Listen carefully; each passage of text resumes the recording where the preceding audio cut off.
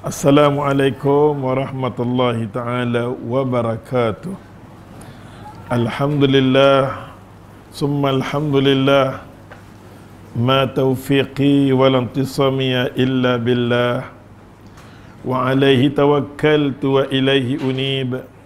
Hasbiyallah wa ni'mal wakil. Rabbana afri'h alaina sabran wa sabit aqdamana wansurna ala qaumil kafirin. Qala Allah Ta'ala fil Qur'an Karim, Rabbi shrah li sadri wa yassir li amri wahlul 'uqdatam min lisani yafqahu qawli. Alhamdulillah, tama-tama sekali syukur kita kepada Allah. Dengan izin Allah Ta'ala, dengan rahmat dia, Allah himpunkan kita pada malam ni. Hari ni kitab kita pakai kitab Bulughul Maram, muka surat 898. Betul? Hadis 1565. Betul kan? Hai. Diangguk, okey. Muka surat 898, hadis 1565.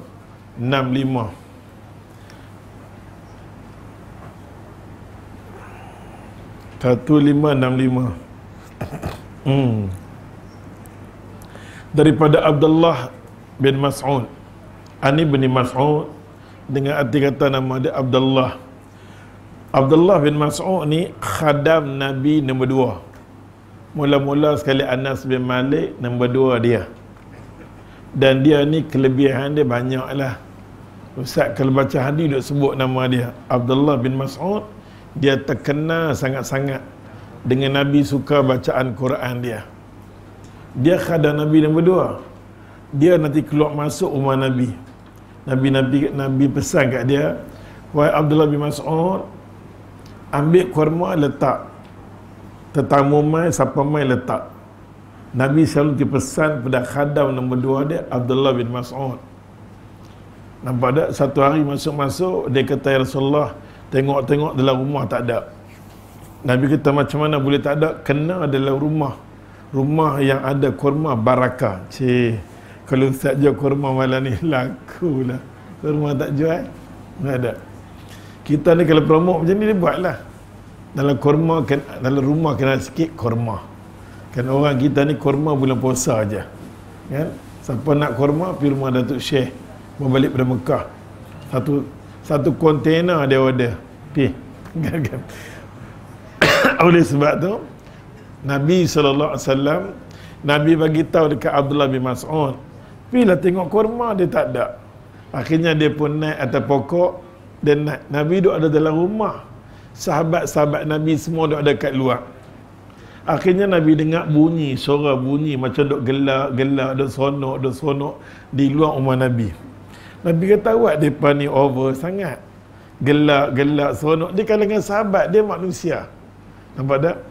Daripada perbuatan tu, Nabi didik mereka. Duk gelak-gelak, seronok.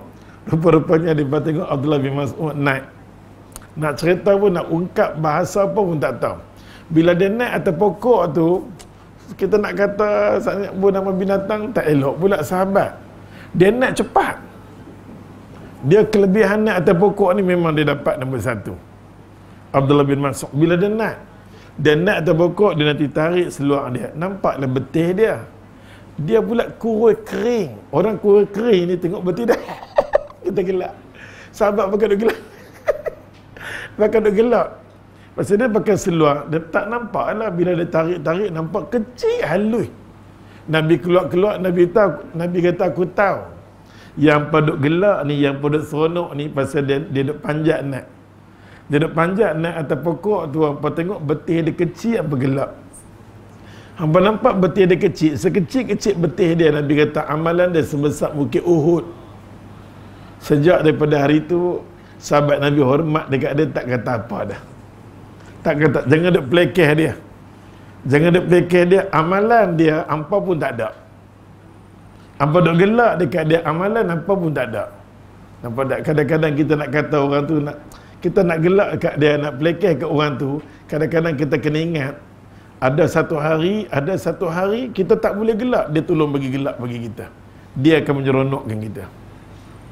Pada kadang-kadang kita pelekeh orang tu, kita nak kata lebih kurang. Kita kata apa punya sengit ni, apa punya don cenohom dia nak buat dak. Kita duk ajak sunnah dekat dia tak reti ke? Masjid ni masjid orang buat sunnah. Tapi dalam masa yang sama, kita kena tengoklah berapa persen daripada anak qaryah ni yang berjaya faham sunnah. Kita kena tengok kebanyakannya, ulama tengok kebanyakannya. Masa target kita buat surau ni, kehendak kita nak tarik anak qaryah dulu. Itu plan mereka. Apa kehendak mereka, selagi mana tidak melanggar syarak, kita ikut. Kita ikut. Walaupun kita nak buat 2 azan subuh, bagus. Kalau ikut syariat, azan memang kena buat 2 kali subuh. Itu syariat. Azan yang pertama adalah azan panggil orang. Pasal tu dia kata azan yang pertama tu dia kata as-salatu khairu minan naum. Azan pertama tu belum masuk waktu lagi kena sebut as-salatu khairu minan naum. Dia kena jarak masa.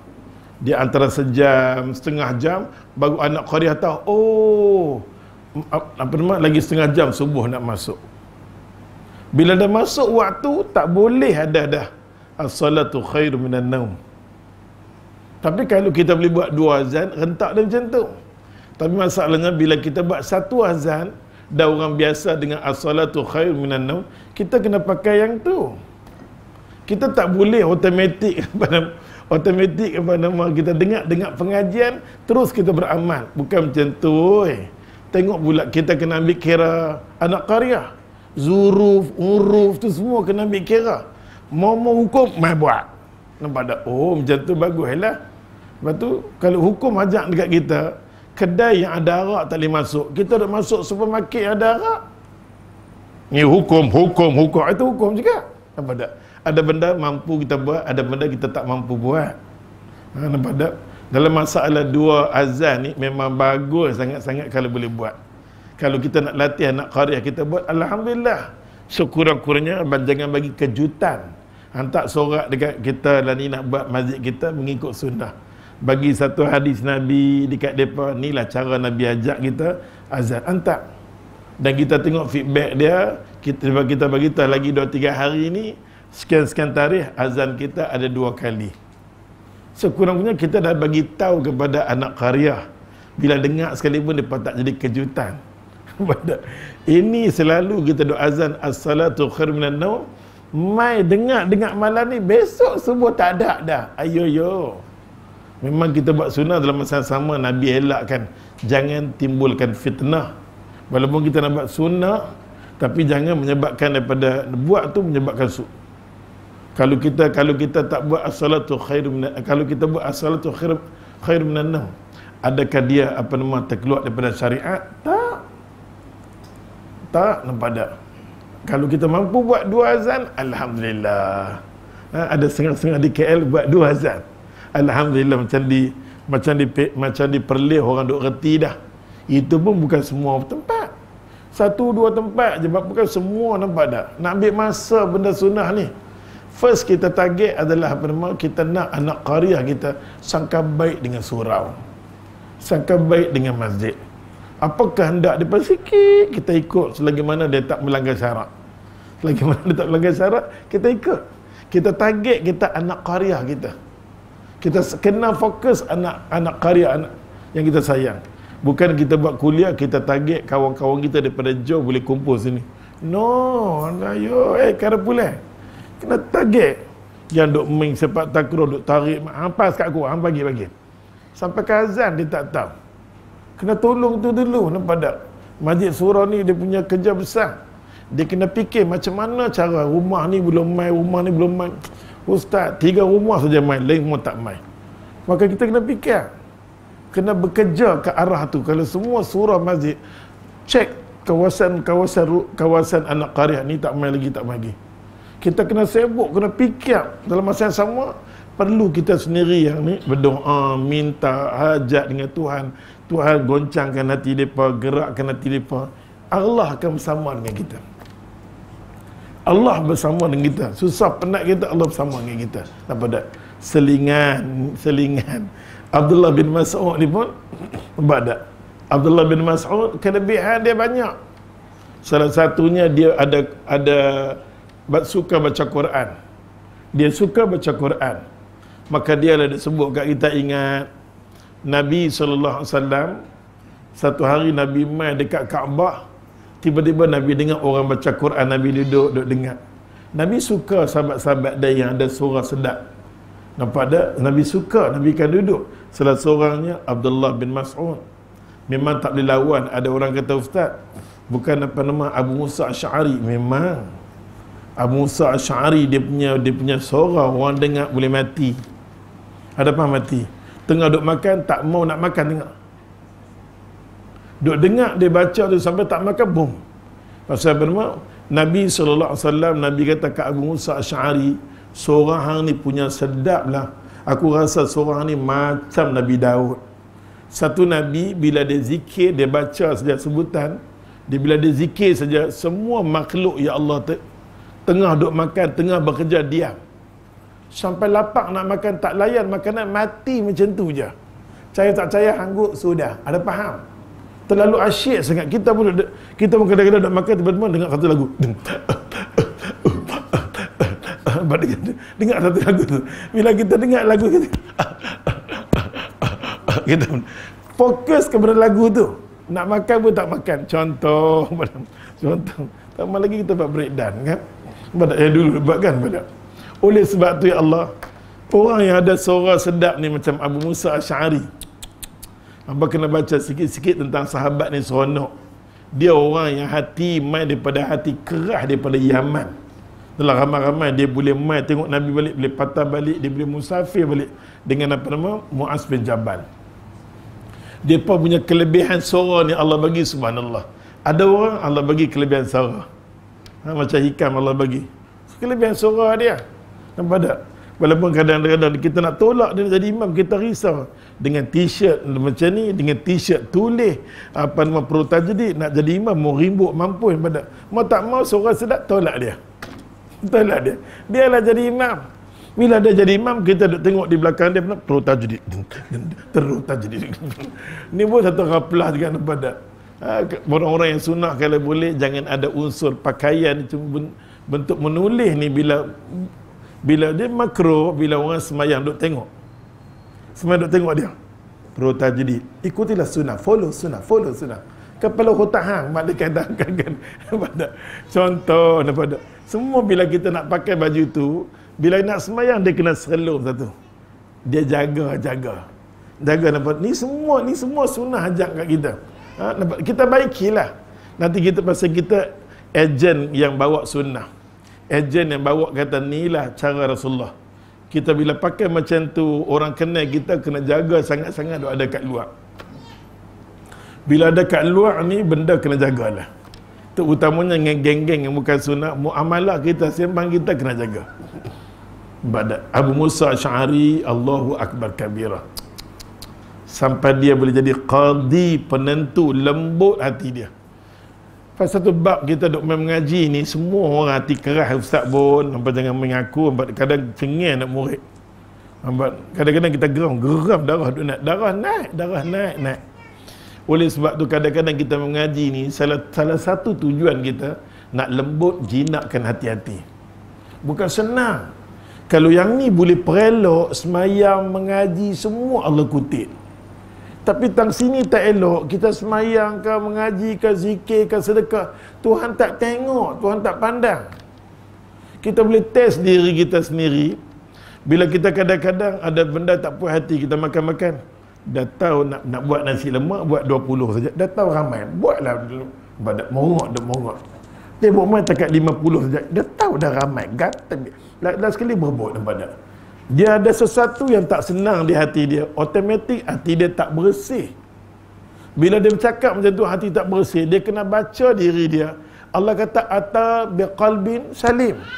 Esok ni nak mai kat aku, nak mai semayang, sampai Imam Ghazali kata, nak mai berdiri dekat Tuhan ni, tolonglah campak dunia pergi sebelah. Tolonglah bang campak dunia pergi sebelah. Kalau ada sebelah kita yang semayang sebelah kita tu musuh kelas A. Tolonglah pi buang yang tu yang ni, pi soft dengan dia. Pi buang tu. Baru Tuhan nak perhati semayang kita. Tapi tengah duduk semayang, duduk tengok dia. Tengah semayang dengan jeling. Ambil mata mak dia kata aku jol. Oi, nampak tak? Dalam duduk semayang tu. Tapi kita, oleh sebab tu, masalah tang sini okey, semua Tuhan ambil. Tapi tang sini ada sikit buah sangka, tak boleh redha dengan Tuhan, tak boleh yang tu ini, macam-macam dia. Tuhan susah nak kutip amalan kita. Tuhan ambil kira semua hidup kita ni tang hati merisati. Ada faham ke? Ada faham? Apa faham apa pun tak tahu. Harinya kuliah bengang. Apa tak? Masalah ni, ustaz pun sama, apa pun sama. Tapi kalau kita banyak kuliah sekalipun, banyak sekali buat amalan, hati tak cantik, lingkup. Orang yang nak pergi haji atau umrah, Tuhan suruh bawa hati dia. Bok mai hati hang. Bok mai hati hang yang bersih. Mai tang sini tempat nak bersih, pergi tawaf tu. Pasal tu ulama kita ada lawan jam, nak pergi cuci hati kita ni. Macam kita ambil baju bola washing machine kan lawan jam. Nak pergi cuci baju ni, nak pergi cuci hati hang. Kita pun pipi, ya Tuhan, bersihlah hati aku, ya Allah. Kadang-kadang dunia ni berlambak lagi doa dekat aku, Tuhan. Mengadu dekat Tuhan dengan istighfar. Kita main tang sini pun macam tu jugalah, nampak tak? Bukan senang kuliah boleh main, program boleh buat, al-mahabbatul Quran, al-Quran fi qulubina, Allahu akbar, macam-macam kita boleh buat. Tapi bukan senanglah, dia kena mujahadah yang sungguh-sungguh. Salah satu tempat pembersihan diri di kuliah. Pasal tu duduk main sini, duduk bersih, Tuhan, cubalah. Kadang geram kat dia tu. Aku tak boleh, kita main geram. Kita geram, bila kita geram, kita duduk dalam bab berkenaan dengan duduk mengaji dengan Ustaz Alim Mufti Dewan Syafi'i. Kan? Sebulan dia ambil cuti. Cari-cari makan kan, cari-cari apa? Program. Ni tu, anak murid dia ada. Oleh sebab tu, ya Allah. Ya Allah. Bukan senang kita salah satu program kita yang kita main sini, sudut ni lah. Mudah-mudahan lah kan, Ustaz dengan puan semua sama. Mudah-mudahan yang tu kita target. Bila kita main kuliah, berhasil diri kita, panggil duk pulang elok, amalan kita elok, angkat tangan mengadu ke Allah, sesungguhnya kuliah ni berhasil pulih diri aku. Itu target kita.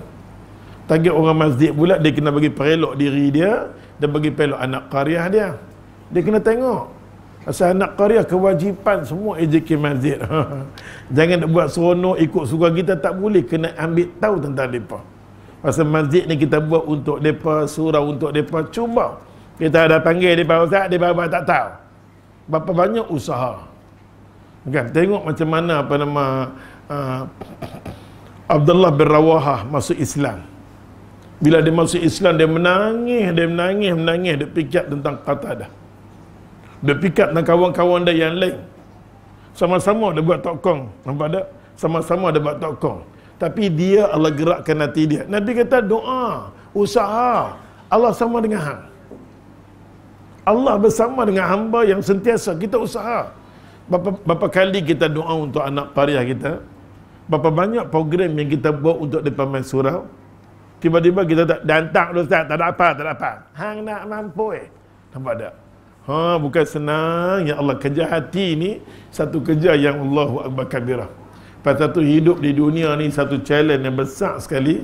Ialah nak bagi hati kita nampak akhirat, yang itulah paling susah sekali. Betul tak? Yang itulah paling susah sekali. Bab hari ni dia nak cerita tentang panggil sahabat Abdullah bin Mas'ud. Abdullah bin Mas'ud ni dia kaya dengan Quran. Nabi nanti pergi dekat Kaabah, Nabi dengar dia duduk baca Quran. Nabi dengar dia baca Quran, Nabi duduk dia. Akhirnya Nabi kata ada besok boleh mai tak? Besok kalau mai sini bacalah Quran. Aku nak mai ke tempat ni di Kaabah ni. Dia mai paling awal sekali dia mai. Elok dia mai dia tunggu tergedik-gedik, tergetak-getak, seronok. Pasal dia seronok Nabi suka dengar bacaan Quran dia. Dan Nabi kata, ya Allah, malaikat khumun bila dia baca Quran. Malaikat suka mai bila dia baca Quran, malaikat suka mai. Malaikat suka mai. Akhirnya keesokan hari dia pergi awal. Duk seronok jumpa dengan Abu Jahal, gangster kota Mekah. Ni hadap diri dak tu senyum-senyum tergetak-getak tunggu siapa? Dia kata aku nak tunggu Rasulullah. Dia orang sahabat ni jenis orang lurus, dia tak ada kuna-kuna macam Muhammad, tak ada dia. Sampai aku tunggu, dia kata, duk tunggu di sini ni nak tunggu Rasulullah. Aku nak tunggu Rasulullah pasal apa? Aku nak baca Quran kat dia. Dia kata-kata macam tu dekat Abu Jahal. Abu Jahal tarik telinga dia, potong telinga dia. Bubuh atas tangan dia, melupuk tergedik-gedik pergi jumpa Nabi, ya Rasulullah. Aku tunggu hang, dia potong telinga aku. Pasal tu Abdullah bin Mas'ud telinga dia kena potong. Dia pergi hantar dekat Nabi. Nabi kata Allahu Akbar, Allahu Akbar. Tapi Nabi kata balasan tetap bertemu dengan balasan. Tiba-tiba berlaku peperangan Badar kan? Berlaku peperangan Badar. Nabi SAW, hujung peperangan, Nabi kata mana Abu Jahal ni gangster kota Mekah mana? Dia tak kata lah macam tu. Bahasa mudah bahasa kita ni. Nabi tanya mana dia tu Abu Jahal. Sahabat-sahabat Nabi radhiyallahu anhum kata, ya Rasulullah, tak apalah, biar kami cari dia. Nabi baliklah. Sahabat suruh Nabi balik, biar kami cari. Cari punya cari. Abdullah bin Mas'ud jumpa dia. Abu Jahal ni janggut panjang. Ada faham? Ada jenis yang janggut Abu Jahal pun ada. Janggut dia panjang. Dia pipi, ya Allah Tuhan, dia panggil orang Allah tu elok-elok. Abdullah bin Mas'ud tak niat nak balas pasal tengok luka kepala kaki. Sungguh-sungguh dah. Duk hap macam nak pi dah. Tapi mulut tu laser. Jangan sentuh aku. Aku bangsa-bangsawan. Kelas apa? Pi buang. Jangan sentuh aku. Cakap lebih kurang maki hamun dekat Abdullah bin Mas'ud. Abdullah bin Mas'ud pun ada hak dia. Tarik betul-betul tang janggut. Ambil ini, pisau, zoom, Assalamualaikum warahmatullahi, kok belakang. Zoom, dia pergi berdua, potong kepala kawan tu, buat pergi kat Nabi, ya Rasulullah, yang nak tengok dia. Nabi senyum tengok Abdullah bin Mas'ud buat main kepala, senyum.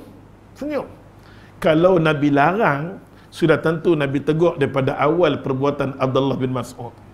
Dan satu ulama mengatakan dalam suasana perang, idribu fi unuqihim, Quran kata. Idribu fi unuqihim, pukul di tengkok dia. Maksud sharp sekali. Jangan seksa dia. Bila kita berperang, tak bagi. Jangan tembak dia, seksa dia, darah walaupun dia musuh. Tak dibenarkan dalam syarak. Nampak, walaupun kita nampak, oh ya Allah zalim, tapi yang tengok mereka lagi zalim. Dia senjata di depan dia, di depan tu ada pisau. Dia rodokkan dada. Dah rodok saja, dia pecah, dia buat lagi sakit orang tu. Islam tak benarkan macam tu. Islam tak benarkan jumpa musuh macam tu. Lah ni kita tengok, Allahu Akbar. Kita akan tengok satu zaman lagi dahsyat lagi. Kita nak tengok lah ni, depa Toreh, depa buka, akan datang peperangan lagi dahsyat luar biasa. Depa cincang umat Islam. Umat Islam akan dicincang lumat akhir zaman. Pada masa itulah datangnya Imam Mahdi untuk tolong umat Islam. Kita nak tengok dah. Di mana-mana hari ini umat Islam tak boleh lari dah. Dia menjerit sekalipun tak ada siapa peduli. Cakap-cakap orang Islam tak ada laku. Ucapan orang Islam tak laku. Apa jenis orang Islam yang cakap tak laku? Ada faham? Mana merata-rata hari ini? Allahu Akbar kabirah. Oleh sebab tu Abdullah bin Mas'ud ni, dia salah seorang sahabat Nabi, tegas sangat-sangat tentang sunnah Nabi, tentang siwak. Siwak ni jangan kita pelekeh. Walaupun ada orang sunnah kita, Ustaz dengar daripada kuliah, dia kata, tuan-tuan, betul Rasulullah pakai kayu, kita pakai berus gigi pun sunnah. Tak apa, ada ijtihad, Ustaz terima. Setengah ulama kata, bila pakai berus gigi, Ustaz tetap mengatakan, ya berus gigi macam mana pun tak boleh lawan dengan sugi. Sugi tetap kategori dia di atas. Sampai hadis bersugi ni, kayu siwak tu, lebih pada 60 sahabat hadis tu datang dengan bentuk mutawatir. Kalau tolak hadis tu jatuh hukum kafir. Nampak tak? Jangan kita nak kata macam tu, tuan-tuan, Nabi pakai yang tu, kita berus gigi, membuang pun yang tu. Tak boleh. Tak boleh. Lah ni kita nak tengok dah risau, ucapan-ucapan kita dah jadi risau. Macam mana pun Nabi kata, ya Allah, kamu hidup dalam satu zaman yang mana orang berpegang dengan Quran bersama dengan dia. Orang pegang Quran, kita pegang betul-betul. Dan orang tu tak boleh pegang Quran, dia bagi excuse yang macam-macam. Tolong jangan bersama dengan dia. Tolong jangan bersama dengan dia. Kalau dia boleh pegang Quran, dia sungguh-sungguh nak follow Quran, orang tu kita nak. Kepada Abdullah bin Mas'ud, di 3 tempat Nabi galakkan orang bersiwak. Satunya pada masa indah wudu, masa kita ambil wudu. Kita bersunah, ustaz bersunah, kadang-kadang benda tu kita tertinggal. Ada di kalangan sahabat Nabi tertinggal, berapa riwayat yang kata dhaif, tertinggal menyebabkan asbab jatuhnya peperangan Uhud. Siwak. Malaikat paling suka sekali bila mana orang bersiwak, dia ambil wudu. Dan kita inda kulli solat, dekat nak semayang, dia ambil, jangan maksud dia tanya macam ni, dia berdiri tu sebelum nak semayang. Ada orang kita buat ni apa punya pengotong, bodoh. Sunnah. Tapi dia buatlah pelan-pelan, pasal kita ni ramai yang tak tahu. Kayu siwak kita buat macam tadi, orang kata ini pengotong kak, tang situ dia konyol, tang sini dia konyol, gigi sikit punya kuning nak mampu. Oh, nampak tak? Kita pun walaupun kita pelan-pelan, sunnah, kita nak hidup sunnah bukan senang. Di kalangan kita pun berapa ramai orang pegang sugi. Nabi tak pernah pisah hidup dengan sugi. Ini banyak benda yang kita belajar, tapi banyak benda yang kita tertinggal dengan sengaja-sengaja, tak sengaja-sengaja. Tanya berapa ramai ustaz-ustaz sunnah yang diri dia ada ni, bercakap sunnah, berbuih mulut bersembok, nampak tak? Tapi nak beramal dengan benda tu bukan senang. Sugi, masa wudu, masa semaya, lagi satu masa qiraatul Quran. Abdullah bin Mas'ud setiap kan nak baca ni, pasal tu Nabi kata dihimpun oleh malaikat. Punya ramai malaikat suka bila mana orang tu sebelum baca Quran dia siwak dulu. Allahu Akbar kabir. Inilah kelebihan Abdullah bin Mas'ud. Bukan sakat tu, dia alim tentang Quran. Ada faham ke? 30 juzuk ni tak ada orang pandai macam dia. Kita nak tengok Ibnu Katsir, tafsir Ibnu Katsir, dia ambil tafsir sahabat, kan ustaz kata? Tafsir sahabat yang pertama sekali tahu selok belok Quran ni Abdullah bin Mas'ud. Lepas tu dekat dia nak mati, sambung pula Abdullah bin Abbas. Baru sempurna Al-Quran 30 juzuk. Kepala otak dia ada 30 juzuk Quran. Abdullah bin Mas'ud. Sebelum kita nak tidur, kena baca surah tentang sahabat Nabi. Kita kata dia manusia, dia cari kehebatan agama, Allah bagi kat dia jadi hebat. Yarfa'illah. Aku angkat orang yang angkat kitab aku. Orang tu angkat kitab aku angkat dia. Dia angkat syariat aku angkat dia. Dia angkat agama aku pelihara, aku jaga dia. Ihfazillah yahfazka. Han jaga agama Allah, Allah jaga. Kadang-kadang kita ni ada masalah diri kita sebab kita kurang jaga agama. Apa tak? Abdullah bin Mas'ud, Allahu Akbar kabira. Apa kata dia? Kata dia, qala Rasulullah sallallahu alaihi wasallam. Kata dia, kata Nabi sallallahu alaihi wasallam, Nabi kata, Allahumma, ya Allah. Ya Allah. Tengok dia kata Nabi sallallahu alaihi wasallam, Abdullah bin Mas'ud kata Nabi, Allahumma, ya Allah, kama hasanta khalqi fa ahsin khuluq. Abdullah bin Mas'ud kata dia, Rasulullah SAW bersabda, ya Allah, kama hasanta khalqi fa ahsin khuluq. Rawahul Imam Ahmad wa Sahih Ibn Hibban. Maksud dia, wahai Tuhan aku, sebagaimana engkau telah menjadikan batang tubuh aku cantik. Allahumma, ya Allah, kama hasanta khalqi. Ya Allah, ya Tuhan, seperti mana kau cantikkan batang tubuh aku. Aku lahir jadi cantik. Kan ada satu lagu cantik, apa kan lagu tu kan? Dia puji diri dia cantik, aku cantik daripada Allahumma, ya Allah Tuhan, kama ahsanta khalqi. Ya Allah, ya Tuhan, macam mana hang bagi batang tubuh aku cantik. Bila kita berdiri kat cermin, sunnah kita baca doa ni. Kadang-kadang kelebihan setiap manusia, Allah bagi dia cantik. Tersusun muka dia cantik, mata dia cantik, hidung tersusun elok, bibir elok, cantik. Dia senyum pun cantik, tak senyum pun cantik, dia jeling cantik, dia marah cantik, semua cantik. Allah dah bagi kat dia. Nampak tak Allah bagi macam tu? Maka bila dia berdiri depan cermin tu, dia kena kata, ya Allah, macam mana hang bagi cantik ya Allah rupa parah aku, kedudukan aku, batang tubuh aku punya cantik, macam itulah hang cantikkan akhlak aku. Dia satu anugerah yang Allah bagi pada manusia. Pasal Allah Ta'ala berfirman, innallaha yuhibbul jamil, yuhibbul jamal. Allah Ta'ala memang suka orang yang suka cantik, cantikkan diri, kemaskan diri. Kadang-kadang kita tak elok, kita perkemaskan diri kita. Allah suka. Kadang-kadang kemas diri, saat ni gunting rambut bagi cantik, serban letak elok, pakai punya cantik, pakai macam Arab, empat dak duduk pun cantik, ada faham? Okay, kan? Walaupun orang tu tak elok, dia perelokkan diri dia. Allah suka. Kadang-kadang kita ni Allah bagi tak berpeluang handsome sangatlah. Ataupun kita tak cantik sangatlah orang perempuan. Tak apa. Benda tu biar Allah bagi di hari akhirat kelak. Semua benda yang kita tak dapat ni Allah bagi cantik di sana. Nampak tak? Kita takut Allah cantikkan kita di dunia, kita tak mampu jaga kecantikan tu. Kebanyakannya manusia, bila Allah bagi jadi cantik, biar jadi model pula. Nampak tak? Anak kita cantik, pergi jadi pramugari pula, pergi terbelah kot mana, pakai terberak, semua orang tengok batang tubuh dia. Kita pun seronok lah anak kita cantik, makan kenduri, bawa anak dekat. Anak siapa? Anak I. Mak dengan bapak, mak dengan anak tergedik-gedik, tergetak-getak. Allahu Akbar kabira. Sepanjang dia keluar rumah tu, dia tak duduk di bawah rahmat Allah, malaikat duduk di bawah laknat Allah. Bila mana-mana orang keluar daripada rumah tak dapat rahmat Allah, lawan daripada rahmat Allah dapat laknat Allah. Benda yang Allah tak suka. Aku bagi benda hang cantik, kadang-kadang orang ni cantik, dia mengorak jantan. Bila jantan tu handsome pula, mengorak pula perempuan tu. Ada kan kadang-kadang pasal malam, bila main waktu pasal malam, yang jantan yang handsome sikit, Allah bagi handsome sikit.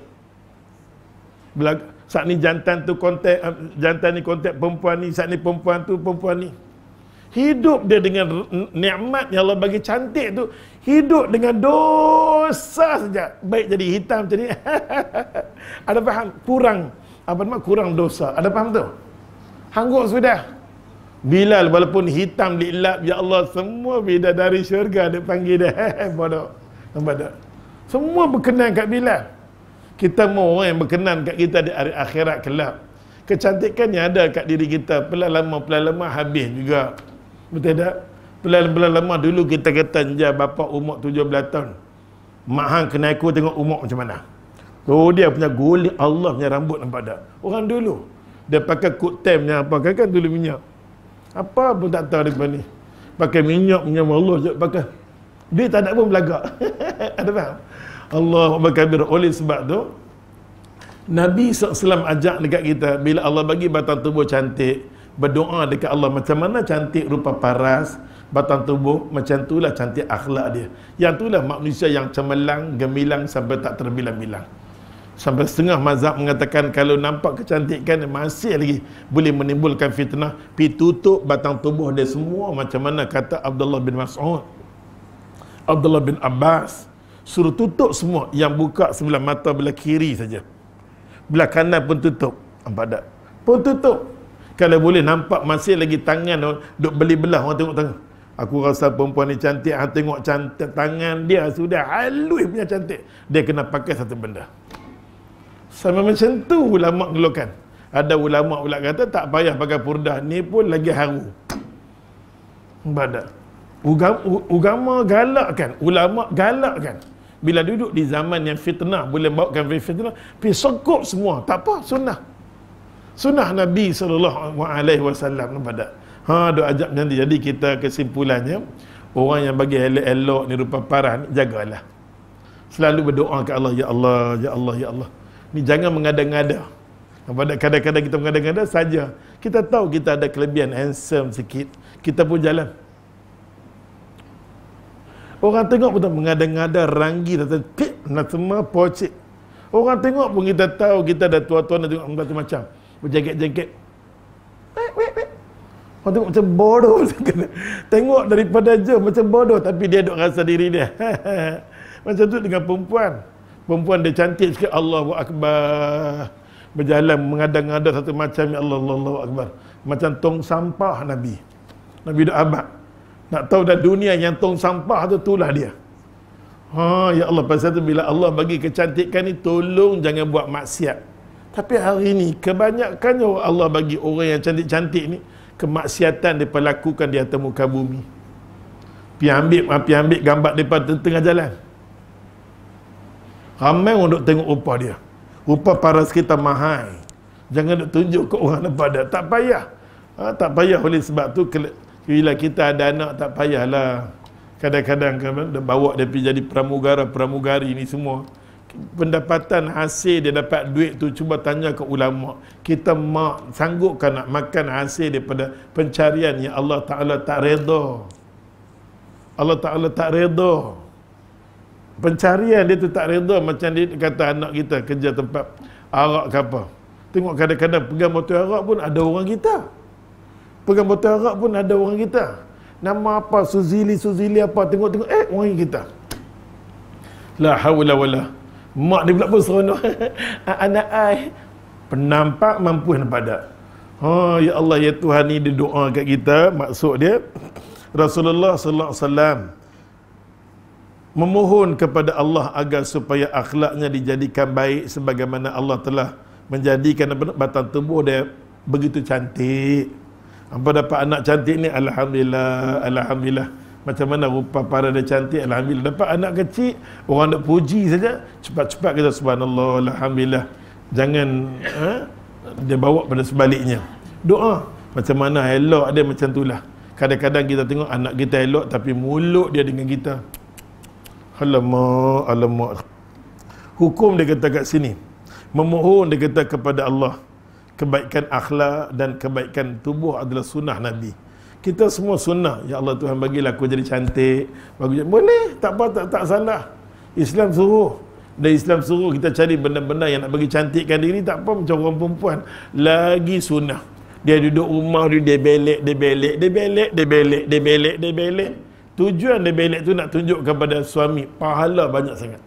Tapi dia belek tu nak pergi keluar berdosa, nak mampu. Dia belek pada hari nak pakai warna apa. Lepas pakai warna dia tembak dia draw semua. Nanti. Nampak tak kan? Semua tu dia kena pikat. Dia buat untuk siapa? Kalau dia buat untuk luar, dosa semata-mata. Tapi dia duduk di rumah, dia tak pernah tontiang benda tu pun. Dia nak keluar dia tontiang. Nak tontiang kat siapa bodoh. Aku duduk ada depan hanjuk untuk luk tu. Tunjuk kat aku nampak tak? Duduk di rumah. Sunnah kita tengok macam mana Nabi sebelum nak balik, walaupun Khadijah sakit, Khadijah iyahkan diri dia. Dia tahu waktu nak balik, dia akan bersedia tolak pintu dah sini. Nabi tengok Khadijah, ya Allah cantiknya. Setiap kali aku pandang macam baru kahwin, contohlah. Bila kita bergaduh saja, ingat hari perkahwinan kita. Nampak tak? Khadijah radhiyallahu anha, dia siapkan diri dia bila mana Nabi SAW. Hari ini Allahu Akbar kabirah. Allahu Akbar kabirah. Maka dia kata kat sini sunnah kita doa batang tubuh kita, doa pada akhlak kita. Bab yang seterusnya, bab yang 105. Zikir dan doa. Dia suruh kita, paling bagus sekali amalan kita nak berat. Kadang-kadang nak buat amalan yang lain susah. Nak buat amalan yang lain susah. Nak bagi berat amalan kita, nak semayang kadang kita malas. Satu benda saja yang boleh tolong mizan timbangan kita pelan berat dengan banyak berzikir. Satu. Yang keduanya, dengan berdoa kita dekat dengan Allah. Bila kita berdoa, dia panggil ya Allah, dia dekat dengan Allah. Maka bab hari ni dia kata perbanyakkanlah zikir, perbanyakkanlah doa, tajuk dia. Maka dia kata kat sini, tuan kitab kata zikir, dia kata bacaan yang isinya memuji kepada Allah. Duduk saja subhanallah, subhanallah, subhanallah. Dan kita sebut zikir tu,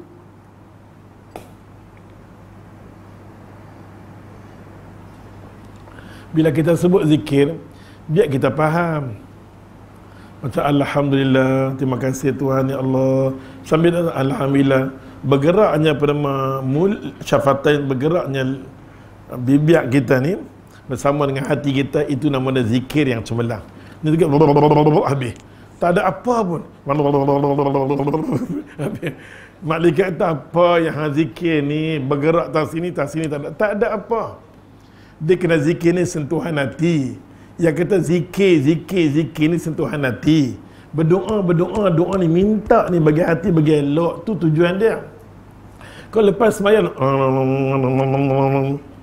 Nabi tak suruh, Nabi kata kalau hang mampu buat 33 buat 33. Kalau tak mampu sekali pun 10 pun jadi dah. Tapi dengan syarat setengah dia nak bagi perhabis nak bagi habis 33 dah. Subhanallah, ya Allah maksudnya kau, ya Allah, subhanallah. Ingat macam tu bagi latih di hati. Maka dia kata zikir ni, bacalah ya Allah, memuji pada Allah, besarkan Allah Ta'ala, Allahu Akbar, Allahu Akbar, Allahu Akbar. Doa dia kata membaca yang isinya permohonan kepada Allah. Isi dia minta dekat Allah. Minta dekat Allah. Daripada Abu Hurairah radhiyallahu anhu, an Nabi Hurairah radhiyallahu anhu qala Rasulullah sallallahu alaihi wasallam, kata Abu Hurairah radhiyallahu anhu, kata dia, kata Nabi sallallahu alaihi wasallam, Nabi kata, yaqulullah ta'ala, berkatalah Allah Ta'ala, ni hadis qudsi. Berkatalah Allah Ta'ala kata, ana ma'al abdi, aku sama-sama dengan hamba aku. Ana ma'al abdi, aku bersama-sama dengan hamba aku. Ma dzakarani, bila mana dia ingat dekat aku, dia ingat ma dzakarani, dia ingat kat aku. Dia ingat dengan cara apa? Harakat. Dia kata dia bergerakkan apa? Dia gerakkan lidah dia. Dia kata syafata. Dia gerak. Kita disunahkan mulut kita, Allah subhanallah, bergerak. Dia ingat madzakara ni, ana ma'al abdi, aku bersama dengan hamba-ku. Selagi mana hamba-ku ingat dekat aku, dia gerak-gerakkan bibir dia, dia sebut ya Allah, ya Allah, ya Allah. Aku dekat dengan dia, aku bersama dengan dia. Aku bersama dengan dia, aku dekat dengan dia. Nampak tak? Hadis ni akhrajahu Ibnu Majah wa sahahu, disahihkan oleh Ibnu Hibban. Tetapi ulama kata janganlah duk sebut Ibnu Majah. Boleh sebut Ibnu Majah, boleh sebut Ibnu Hibban. Yang paling penting sekali, hadis ni ada dalam Bukhari ta'liqan. Dalam hadis ni ada dalam Bukhari ta'liqan berulang-ulang. Maksud ta'liqan, katalah hadis ni ada dalam Sahih Bukhari 4-5 kali. Sekali saja hadis ni disebut an Nabi Hurairah radhiyallahu anhu qala Rasulullah, disebut semua, penuh disebut. Disebut A sampai Z hadis ni. Mai kali yang kedua dia cuma kata qala Rasulullah saja. Dia tak sebut perawi. Maka kita namakan hadis ni tergantung.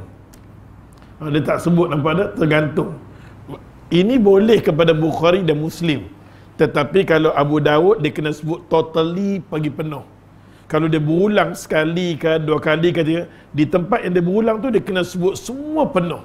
Tapi kelebihan yang ada pada Bukhari dan Muslim, dia pertama kali saja dia sebut penuh, kali kedua dia tak sebut penuh, tak apa. Dia cuma kata qala Rasulullah saja. Maka hadis ni dengan arti kata dalam Sahih Bukhari, dia berulang-ulang. Dia bersebut berulang-ulang. Hadis ni diriwayatkan oleh Abu Hurairah, diriwayatkan oleh sahabat Nabi yang lain. Sampai Nabi kata apa? Wallahi, mana-mana orang, Allah sendiri kata, Muhammad, ana ma'al abdi, aku bersama dengan hamba-ku, sekiranya hamba-ku duk ingat dekat aku, dengan bibir dia duk sebut nama aku, duk zikir nama aku, selagi itulah aku ingat dekat dia.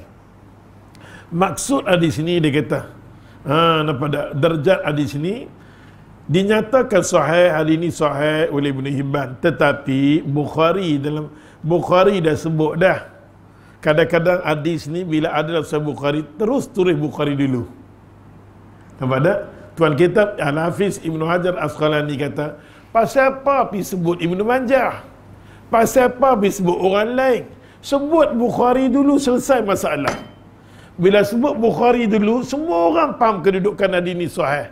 Bila kita sebut kata Ibnu Majah, lepas tu sebut pula hadis ni mai daripada Ibnu Hibban, ulama nak kena sahihkan dulu, betul ke tak betul.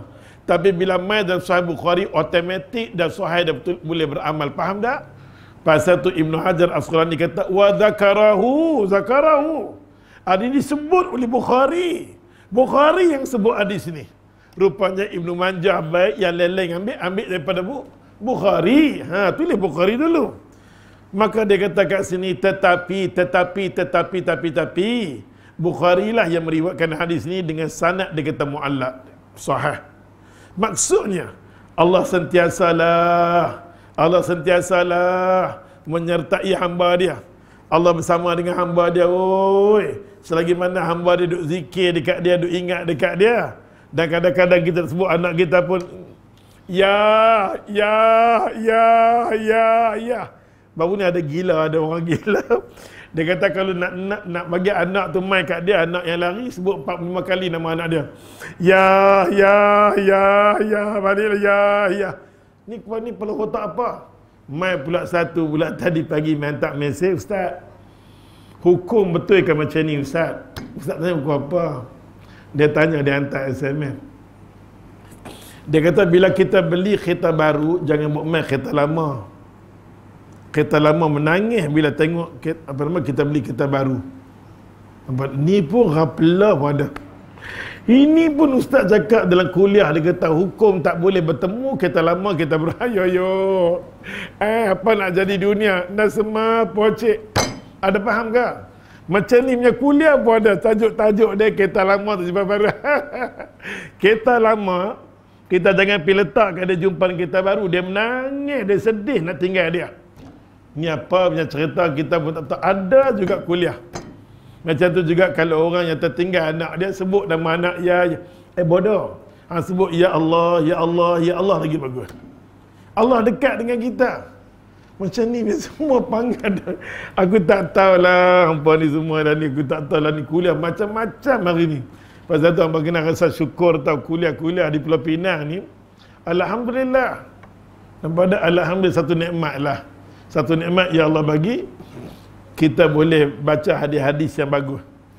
Kita boleh baca hadis-hadis yang bagus. Cuma kita minta orang yang jaga agama tu, kan, bagi peluang kat kita berdakwah. Jangan sekat-sekat kat kita. Bagi peluang, kita tak ada buat apa pun. Tapi kita sokong tak sokong tu punya pasal lah kan. Yang paling penting sekali kita bagi peluang untuk kita buat kerja-kerja agama. Kerja-kerja agama ni. Allahu Akbar. Semua agama yang lain tak ada tauliah pun dia boleh ceramah. Agama lain tak ada tauliah. Dia boleh buat main daripada India, daripada mana, dia ceramah. Mata wala salafata. Manggalar hu bini manifani. Dia boleh buat kuliah dia. Pada. Hayo karpulan pada. Kita nak buat sepatutnya aktiviti agama ni lagi banyak, kita kena bagi peluang. Bagi banyak, jangan bagi gagal kerja agama. Sepatutnya majlis agama Islam kena bagi kat kami. Makan, minum, semua kena support asalkan kami berdakwah. Ini kita berdakwah fi sabilillah. Fi sabilillah. Jangan sekat. Kadang ustaz-ustaz mai berjauh-jauh, ya Allah sekat. Tak boleh. Aktiviti agama kena bagi dalam keadaan masyarakat kita ni keliru dengan agama sangat-sangat. Sudah. Oleh sebab tu ya Allah itu maksud dia. Allah Ta'ala sentiasalah menyertai hambanya yang berzikir, yang ingat dekat dia. Cubalah. Ustaz baik, hampa baik, cubalah. Nak bagi diri kita ni dekat dengan Tuhan. Bila kita dekat dengan Tuhan, bila apa yang Allah uji, automatik kita kata hasbunallah wa ni'mal wakil. Siapa tak ada kat aku pun tak apa, yang penting Allah ada kat aku. Nampak tak? Bila mulut lidah selalu kontak dengan Tuhan, mai satu masa dia susah, dia tahu tak ada siapa yang akan bersama dengan aku melainkan Allah. Mulut lidah ni pasal Allah selalu bersama dengan kita. Bila kita ingat dekat dia, nampak tak ingat. Tambah-tambah kita dah berumur macam ni semua ni, kenalah. Dan dia kata mengingati Allah serta dia kata menggerakkanlah bibir. Dan kata baca di hati. Betul, paling bagus kan sunnah kata subhanallah. Dia rasa lebih subhanallah. Ya Allah. Duk saja-saja kan lepas-lepas ada istighfar astagfirullahalazim. Aku banyak dosa ya Allah. Kalau hang tak ampunkan dosa aku, macam mana keadaan aku ya Allah. Kadang-kadang aku sakit gigi pun sakit, sangat-sangat sakit. Pening kepala ni macam-macam Panadol pakai ni punya pening macam nak muntah. Itu sakit sikit sangat. Allah, kalau hang tak ampun dosa aku, nak masuk neraka ni macam mana ya Allah. Tambah-tambah duduk saja-saja seorang-seorang mengadu kat Tuhan, aku banyak dosa ya Allah. Aku dosa kat mak aku dosa kat bapak aku. Lah ni anak-anak aku duk buat kat aku. Bila aku tengok, aku suruh dia pergi kedai, bapak pergilah sendiri. Allahu Akbar. Dia nak suruh aku pergi, aku minta tolong dia.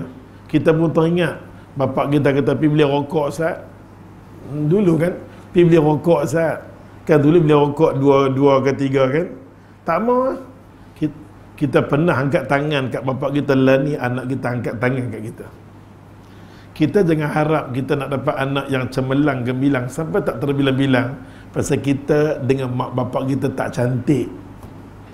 Bila dengan bapak tak cantik, suasana tu akan main. Mau tak mau kita nak anak kita balik, banyak kena istighfar, minta ampun banyak. Kalau mak bapak tu dah mati, kena jumpa keluarga belah mak kita ada kakak dia, pergi jumpa kakak dia, kata mak teh ke apa ke mak teh, minta mak teh minta ampunkan dosa, pergi bagi kat dia buat sesuatu amalan tu sampai pada mak bapak kita. Nabi pernah tegur sahabat, dia rindu kat mak dia sangat. Nabi kata ada tak keluarga belah mak, ada, pergi jumpa dia. Pergi jumpa dia. Selagi mana ada keluarga benda mak bapak kita, selagi benda itulah saham tu boleh sampai kat mak bapak kita. Oh ya Allah, bukan senang nampak tak? Kadang-kadang anak kita ketegak ni, pasal kadang-kadang kita pun ketegak dengan Tuhan. Bila kita tak cantik dengan Tuhan, kita susah nak ikut arahan Tuhan, susah anak kita nak ikut cara kita. Macam Ustaz kata baru ni, Nabi Allah Daud AS terlalu taat dekat Allah. Bila dia arahkan semua makhluk atas muka bumi ni, semua makhluk boleh taat kepada Allah, ikut rentak dia. Sebab dia ikut rentak Allah Ta'ala, Allah bagi semua makhluk ikut rentak dia. Kita mau ya Allah orang dengar cakap kita, kita dengar cakap Allah, kita sentiasa ingat dekat Allah, mudah makhluk akan ingat kat kita. Mudah. Nampak tak? Mudah nampak. Oleh sebab tu Tuhan kitab ni kata kat kita, banyak kala bergerak, mulut kita bergerak, ya Allah, ya Allah, ya Allah, duduk berzikir tu. Nampak tak? Bibir dia kata menggerakkan bibirnya dengan lafaz-lafaz apa nama zikir. Lafaz-lafaz zikir, zikir yang betul-betul lah. Bukan zikir yang duduk tengok kadang tengok yang tu nama dia zikir breakdown. Macam-macam lah ni zikir kan? Macam-macam lah ni. Duduk elok-elok, ya Allah, tak payah melupok. Tak payah duk melupok nak lompat-lompat. Kalau nak lompat ada kelas. Dia ada kelas aerobik satu, ada kelas-kelas dia. Pergi kelas tu. Ni macam-macam lah ni duk main zikir macam-macam ya Allah. Zikir beramperai ada. Saat ni kat taman apa, taman limau apa ke, zikir meloncat, zikir menari, semua tak payah. Kau nak menari, kita buat satu kelas, kita buat. Tak payah buat zikir-zikir, duduk zikir elok-elok. Subhanallah, ya Allah. Zikir-zikir yang ada kaitan dengan sunnah Nabi SAW. Tak payah duk ambil satu buku, kadang duk zikir benda-benda merepek, tak payah. Kita kata subhanallah, lepas semayang nak kata yang tu pun tak mampu. Habis-habis tak boleh baca Quran, zikir juga. Zikir juga, ingat pada Allah Ta'ala pada. Maka dia kata kat sini hukumnya sunnah seseorang membaca zikir. Sunnah Nabi, mulut Nabi tak pernah lekang daripada tu. Sampai Abu Ayyub Al-Ansari kata, aku nak pergi kat Nabi, dia Nabi duduk rumah aku dekat 6 bulan, nak pergi kat dia, dengar Nabi sebut la ilaha illallah wahdahu la syarikalah lahul mulku wa lahul hamdu wa huwa ala kulli syai'in qadir. Aku tengok berbuih mulut Nabi yang tu dah. Sa'nipi yang tu, Sa'nipi aku tak pernah tengok mulut Nabi duk diam-diam lekang, tak payah. Subhanallah, ini kelemahan kita lah. Dia Rasulullah, kekasih Allah, tapi mulut lidah dia, Abu Ayyub Al-Ansari kata, pasal tu bab zikir ni semua ulama kata apa? Banyak mai daripada mulut Abu Ayyub Al-Ansari radhiyallahu anhu. Nabi duduk rumah dia. Nabi duduk rumah dia. Pasal kita dengar tentang zikir-zikir ni semua paling banyak sekali Ali. Pasal Nabi duduk, Nabi jaga senali. Nabi jaga senali. Maka Ali kata, sepanjang aku duduk dengan Nabi, mulut lidah Nabi selalu ingat ke Allah. Selalu ingat dekat Allah. Sebenarnya dahsyat. Pasal tu bab zikir tetap dilawan sebutan Ali. Ali lah kata, pilah cari satu amalan pun yang nak bagi berat amalan kita, tak lain dan tak bukan banyak kita berzikir ingat ke Allah. Allah, ya Allah, ya Allah, ya Allah. Tapi tak payahlah kita hadkan hari ni 1000, tak payahlah. Ikut kemampuan kita. Jangan nak bagi perhabis, bagi Sebut dengan hati. Astaghfirullahalazim, astaghfirullahalazim, ampun dosa aku ya Allah, astagfirullah. Sekali sebut ingat, sekali sebut ingat. Asykuruka ya Allah, syukur ya Allah, alhamdulillah. Syukur pada Allah sampai hari ni umur aku 55, apa penyakit pun tak ada, anak pinak, alhamdulillah, Tuhan boleh pelihara, Allahu akbar. Bila mai sebut alhamdulillah ya Allah, kalau janganlah uji aku bila alhamdulillah. Aku ada tahap ni pun okey, jangan uji aku besar-besar sangat, aku tak tahan. Tolonglah Tuhan, tolonglah Tuhan. Nampak tak? Membolehkan aku boleh buat ibadat. Minta ke Allah Ta'ala. Maka Muaz bin Jabal radhiyallahu anhu, tengok dia main hadis. Muaz bin Jabal ni orang yang, ya Allah Tuhan, orang yang mulut lidah dia bekerja dengan zikir. Bekerja dengan zikir. Bekerja sikit saja berzikir. Buat kerja sikit subhanallah, Allahu akbar, ingat. Sampai Nabi sallallahu alaihi wasallam macam Ustaz kata semalam, Nabi jarang tahu salam sangat sahabat Nabi cium. Tapi mai tangan Muaz bin Jabal, Nabi cium tangan dia. Nabi pegang tangan dia, Nabi cium. Nabi cukup sayang dekat dia. Nabi cukup sayang dekat dia. Sampai kata Muaz bin Jabal, apa dia kata? Dia kata, ma'amila ibnu Adam amalan anjahlahu min azabillahi min dzikrillah akhrajahu Ibnu Abi Syaibah, Tok Guru kepada Imam Bukhari. Hadis ini dikeluarkan oleh Tok Guru Imam Bukhari wa Tabrani dengan sanad yang hasan, dengan sanad yang okey. Dengan arti kata hadis ini hadis yang hasan, hadis yang sahih. Kata Muaz bin Jabal, tiada satu amalan anak Adam, ma amila ibnu Adam amalan anjahlahu min azab. Tak ada satu amalan yang boleh terlepas dia. Tak ada satu amalan yang boleh terlepas dia dan boleh jauh daripada azab Allah Ta'ala, melainkan dengan zikir saja. Kalau kita duk rajin buat amal ibadat tapi zikir kurang pun masalah. Kena duduk saja. Dia ambil masa subhanallah. Sepanjang kita zikir, hafathumul malaikah. Sepanjang duk berzikir tu, malaikat buka sayap dia. Cuma kita tak nampak lah ustaz. Saya duk zikir tak nampak sayap pun, kedebuk hang berantau daripada hafathul malaikah. Kadang-kadang ada layak buruk ni banyak ada. Kan layak buruk ni ada banyak. Maka tidak ada satu amalan dia kata anak Adam yang lebih apa? Yang lebih dapat menyelamatkan dirinya daripada azab Allah. Min adabillahi, min zikrillah. Selain daripada zikir yang ingat pada Allah. Sebutlah apa zikir pun, latih. Kita ada zikir-zikir sunnah, ada lepas semayang berlambak, ada. Tapi azkar Imam Nawawi ada. Ustaz tadi tak pernah Ustaz masuk dalam tu. Tadi Ustaz masuk berlambak hak buku, ya Allah. Segala mak nenek kitab. Cuma bersusun elok-elok, cantik-cantik untuk membuktikan ra'i pada kitab, sayang pada kitab. Ini kolementong terbalik ni semua, ya Allah. Kitab ni ilmu dia bagi nur dekat hamba. Susun cantik Ustaz tengok kitab-kitab yang aku tak ada pun ada. Nak curi pun nak curi kan tak curi nak curi. Ada. Berlambak kitab dan kitab-kitab yang ada dekat hamba manfaat bagus-bagus. Dan kalau boleh Ustaz tengok macam ada kitab-kitab yang korang dia punya jilid dia, mesti ada orang ambil. Ada kitab-kitab dia kekurangan, janganlah. Susun cantik-cantik, ada orang wakaf kat kita. Dia nak suruh kita baca. Ustaz takkan bagi pada tempat yang malas baca buku. Macam tempat ni, orang tak buat wakaf pun tak apa. Contoh tak kata. Oh tak ni berbeda. Cari tempat orang yang gila baca. Dan kalau boleh buatlah satu perpustakaan. Bila dia nak ambil, dia ni. Banyak buku. Hampa tak boleh beli sini. Ibnu Katsir sama berapa set ada punya berlambak. Siapa nak baca tu? Tafsir macam-macam Ustaz tengok ada. Ya Allah, segala buat satu rak cantik di bubuk Ustaz masuk dalam tu. Segala makna ni dalam tu. Rupanya macam-macam kitab. Susun bagi cantik kan. Susun nampak. Ni bahagian fiqh. Letak tafsir. Ni bahagian fiqh. Ni bahagian apa? Buatlah susunan dia. Ni akidah dia. Ustaz tengok macam-macam kitab ada kat hamba. Kalau terlebih kitab, Ustaz mengalu-alukan lah. Kan? Mengalu-alukan. Ada kitab yang Ustaz berkenan. Tadi macam nak curi Tuhan tu tengok tak jadi. Kan? Allah berkabir. Oleh sebab tu kita tengok di sini Muaz bin Jabal ni Ustaz suka cerita kat hamba tentang sahabat. Pasal jiwa dia ni cukup dahsyat. Nabi boleh pegang-pegang tangan dia, Nabi seronok, ayat muka Nabi ceria, walaupun meleleh, Nabi ceria. Meleleh Nabi, bukan Nabi sedih. Nabi seronok seorang sahabat Nabi yang bekerja dengan tangan dia sendiri, dia hasil tu dia makan. Dia tak harap ke orang lain.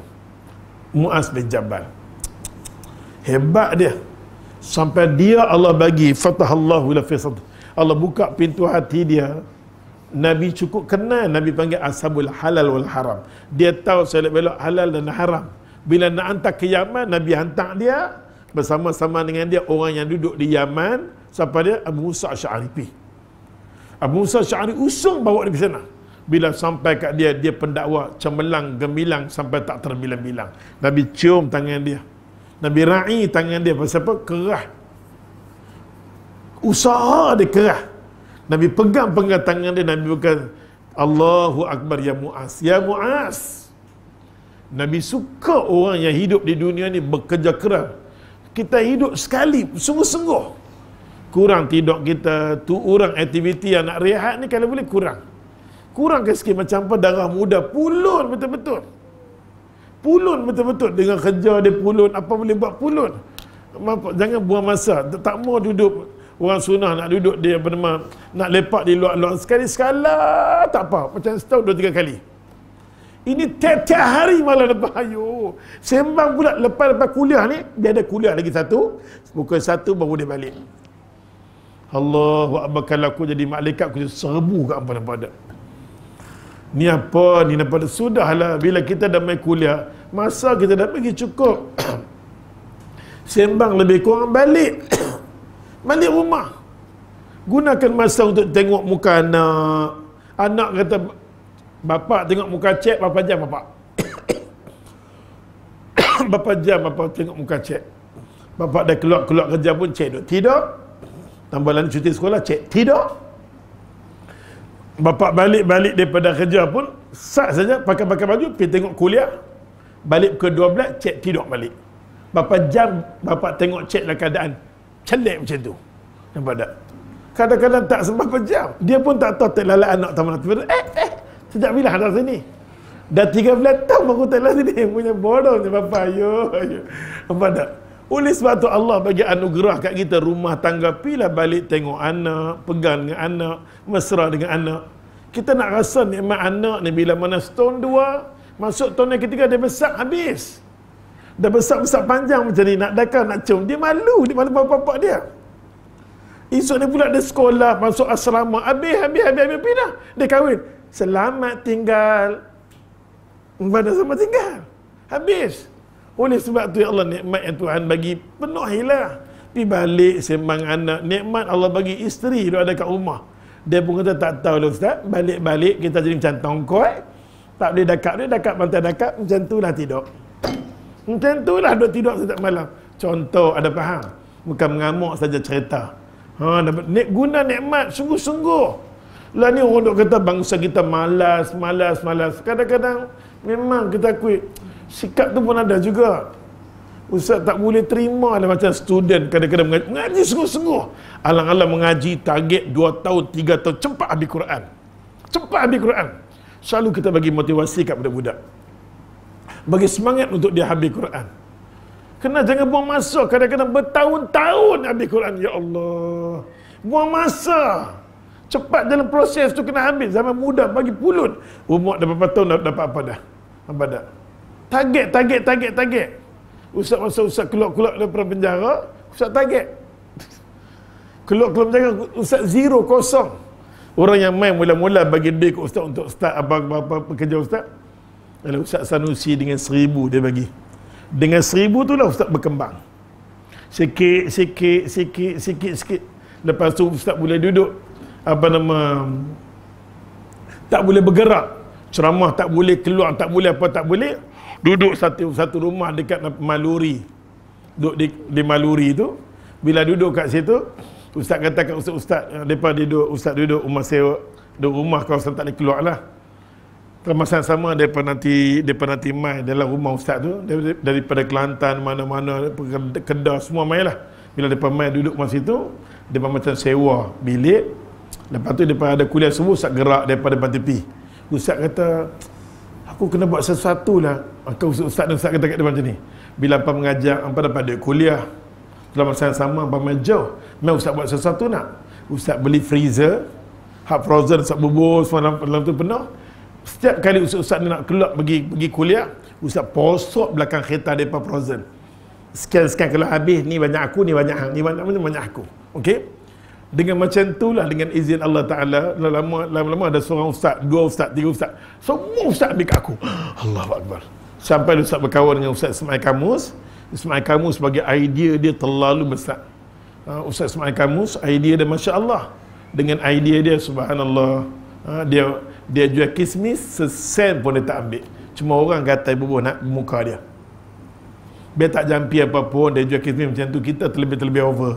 Okey, nampak dia jual. Dia tak ambil sesen pun. Semua tu dia tak tabur untuk ustaz-ustaz apa nama yang nak main daripada luar, dia sewa rumah tu main duduk di sini tak payah bayar. Kadang ada ustaz-ustaz yang jauh duk main. Ada orang daripada luar duk main, nak sewa hotel main duduk tak sini dia buat. Ustaz duduk dengan depa. Ramai-ramai duduk dengan ustaz-ustaz ni. Lama-lama ustaz ni pun semua gila menjaga daripada aku. Walaupun setengah orang tak pergi menjaga aku, suruh depa. Pasal setengah masjid, dia kadang-kadang dulu nampak ada seorang ustaz daripada Penang main sampai mengajak ke KL, dia bagi cuma RM75 je. Kita bukan kira duit, tapi kadang-kadang oleh kerana benda macam tu wujud, kita kena buat sesuatu. Jangan mengharapkan duit kuliah. Ustaz tak minat dengan duit kuliah. Ustaz sebab ustaz main sendiri. Kadang-kadang kita main ada tempat-tempat di Penang ni lemah, kita tak suka ambil. Usaha sendiri. Lama-lama dengan satu freezer, ustaz ada berbelah-belah freezer. Last sekali ustaz wakafkan kepada madid-madid yang lemah untuk buat kerja tu. Sampai di rumah ustaz pun ada freezer. Sampai hari ni alhamdulillah, dalam masa 2-3 tahun, ustaz target 2-3 tahun, nasib baik semua hasil ustaz tu sebelum datang anak yatim. Sebelum ustaz jaga anak yatim, sebelum jaga budak-budak ni, aku dah ada semua tu siap. Kalau ada benda-benda macam ni, anak yatim dah mampu daripada kata ni semua harta anak yatim, mampu aku. Nampak tak? Alhamdulillah, dalam masa 2-3 tahun Ustaz settle. Ustaz beli rumah pun Ustaz settle. Ustaz tak suka bayar, walaupun dia kata tempoh 30 tahun. No. Ustaz ambil masa berapa tahun. Ustaz beli kereta, target setahun, 2 tahun, 3 tahun, sudah. Ustaz tak ambil masa yang panjang. Tapi Ustaz nak bayar cash. Pihak ni pula kata, Ustaz jangan, saat ni dia pemain. Lembaga apa kamai, aku pun dengar lembaga mai tak jadi. Depa lajang Ustaz jangan bayar macam ni. Kalau Ustaz bayar awal lembaga semua. Aku tak mau lah macam tu. Bukan Ustaz nak cerita kata usaha boleh. Kita boleh usaha, nampak tak? Boleh, insya-Allah boleh. Pasal tu duk ajak dekat anak murid Ustaz. Duk ajakkan anak murid Ustaz bersungguh-sungguh, alang-alang kita duduk dalam dunia ni, bersungguh-sungguh satu benda yang Allah paling suka sekali. Usaha sendiri, otak ada, plan ada, tengok macam mana cara bergerak usaha. Insya-Allah orang kerai bangsa kita. Ra'i bangsa kita. Jangan duduk di tahap bawah, bangun diri sendiri. Jangan orang nak kata ni macam-macam orang kata, kita jalankan diri kita. Buat sendiri. Boleh, insya-Allah, boleh. Ustaz berkeyakinan rezeki yang ada di bumi kita ni, usaha sikit, rajin sikit. Jangan duduk macam tu, buat tak? Satu lagi hadis, tak dan dah duduk beletiak. Maka dia kata maksudnya zikrullah. Ingatlah dekat Allah, dia kata atau kita membaca kita bacaan yang berisi pujian kepada Allah merupakan amalan utama yang dapat menyelamatkan kita pelakunya daripada azab api neraka Allah Taala. Hukumnya berzikir adalah sunnah Nabi SAW. Dan insya-Allah kita tengok masa pun tak ada. Dan kita tengok ada hadis yang akan datang lagi, hadis yang daripada Abu Hurairah, ma jalasa qaumun majlisan yadhkurullah fihi. Mana-mana orang duduk satu majlis, macam apa duduk majlis macam ni, apa duduk tengok jam, habis pahala hampa. Mana-mana orang duduk satu majlis kata tu ingat pada Allah Taala, tengok dia kata hadis ini akan datang. Datuk tolonglah hadis 1568 ni kita akan sambung. Malaikat mai, kita duduk di bawah rahmat Allah, Allah redha kita, Allah dengar doa kita, Allah kirim malaikat, Allah tanya kat malaikat apa dia mau, aku nak kabul doa dia, macam-macam. Mai pula hadis daripada Abu Hurairah cerita lagi, apa nama qa'ada qaumun maq'adan, mana-mana orang duduk satu majlis dia kata lam yazkurullah, Dia duduk majlis, ingat kat Tuhan pun tak ada, dekat Nabi pun tak ada, apa pun tak ada, dia rugi saja. Kita duduk di sini daripada awal tadi sampai lah ni, walaupun duduk meletiak, ingat dekat Allah, pahala dapat. Ada satu majlis, Nabi kata jangan jadi macam tu. Ada orang duduk majlis tu, ingat dekat Allah pun tak ada, macam parti tapaweh. Ingat tak? Mai daripada awal pukul 3 lagi mai parti tapaweh. Apa ada parti tapaweh ni? Apa-apa pun tak tahu. Ayo, daripada duduk ngangam macam bodoh. Apa nama? Zikir pun tak ada, selawat pun tak ada. Esok ni pada hari kiamat dia kata dia menyesal sangat-sangat. Awaklah aku pergi majlis tu, majlis bodoh, ya Allah. Apa pun tak ada, ya Allah, apa pun tak ada. Maka agama duk kata jangan duduk di majlis yang tidak ada ingat pada Allah Ta'ala. Walaupun kita ada buat program bisnes, kita buat Bismillahirrahmanirrahim, Assalamualaikum warahmatullahi wabarakatuh, kita buat majlis, kita ingat pada Allah, kita nak menjaga ni salah satu sunnah Nabi. Okey, ajak taktik yang betul, cara yang betul, dapat pahala. Majlis yang ingatkan Allah, ingat dekat Nabi, kita sebut ni dapat pahala. Tapi majlis tak ada apa-apa, hore-hore sejuta pada tak apa pun tak ada. Dia nanti lingkup dapat duit tu, dia bagi lingkup rumah tangga, lingkup keluarga, lingkup anak pinak, semua lingkup. Duit banyak, rumah tangga lebok, laki sini, bini sini, anak jadi bodoh. Ada faham? Ni dia kata ni. Hari ini akan sambung tajuk dia, bodoh duduk di majlis yang bodoh. Dia kata, orang yang pandai dia kata duduk di majlis yang ingat pada Allah Ta'ala. Tengok pula Abu Ayyub Al-Ansari kata apa? Wallahi dia kata, tengok. Banyaknya dia kata. Mana-mana orang boleh sebut, dia kata 10 kali. La ilaha illallah wahdahu la syarikalah, lahul mulku wa lahul hamdu wa huwa ala kulli syai'in qadir. 10 kali sebut la ilaha illallah, pada Tuhan aku sembah, aku tak syirik dekat dia. Sambil dia sebut 10 kali itu, masalah kita satu demi satu akan hilang, akan lekang. Masalah kita insya-Allah Allah selesaikan. Walaupun dia kata kat sini seolah membebaskan seorang hamba. Kita kadang adik-adik macam ni. Sebut dengan la ilaha illallah, duduk apa nama, ada raflah ke, ada masalah ke, ya Allah, anak aku duk ajak lah, ya Allah, jomlah mak pergi pesta mak, jomlah pergi pesta mak, nak beli jomlah pesta. Mak kita tunggulah hujung-hujung baru depa jual pemadani murah. Jom. Kita berkata aku tak mau lah, selagi mana aku duk mengaji, aku tak mau masuk tempat tu bagi runtuh ilmu aku, tak mau. Pada hujian, kita duduk di sini hujian. Dunia duk panggil pesta. Apa dah? Dulu orang kita pilih, ni orang tak pilih kan? Tak pilih dah. Kan? Tak pilih dah pasal tak pilih dah. Dulu orang kita nanti pilih. Ujung-ujung last nanti pilih lah. Lah ni masuk pun nak kena RM12 ke? RM12? Masuk pun mahal nak mampu. Pada dulu kita nak masuk pesta, kita tengok artis mana main. Baru kita pilih, nampak tak? Contoh. Alah, dapat lupa pula kan. Boleh. InsyaAllah bulan depan kalau Allah izinkan, kita masuk lagi dengar berkenaan dengan kelebihan duduk di majlis bersama malaikat. Allah redha, Allah kabul doa, nak dengar doa. Nabi kata jangan duduk di majlis tak ingatkan Allah, tak ingatkan Nabi. Banyakkan diri kita sebut la ilaha illallah wahdahu la syarikalah, boleh hilangkan banyak masalah kita. Sakat sini dulu, yang baik semua mai daripada Allah, salah silap daripada kelemahan Ustaz sendiri. Kita sudahi dengan tasbih. Subhanallah.